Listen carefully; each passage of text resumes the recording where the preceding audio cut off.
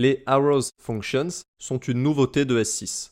Le premier cas d'utilisation des arrows functions est avec le mot-clé this. L'utilisation de this peut être compliquée, surtout dans le contexte de fonctions à l'intérieur d'autres fonctions. Donc prenons l'exemple ci-dessous. Comme vous le voyez en commentaire, le this à la ligne 10 ne fait pas référence à l'instance de personne, mais au bouton sur lequel l'utilisateur a cliqué. Or, c'est le contraire de ce que nous souhaitons, nous voulons avoir accès au mail de la personne et pas au bouton.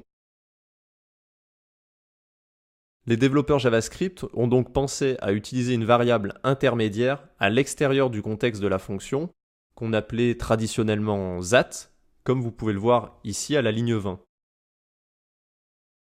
Cette fois-ci, nous obtenons bien le comportement souhaité, puisque that fait référence à la personne.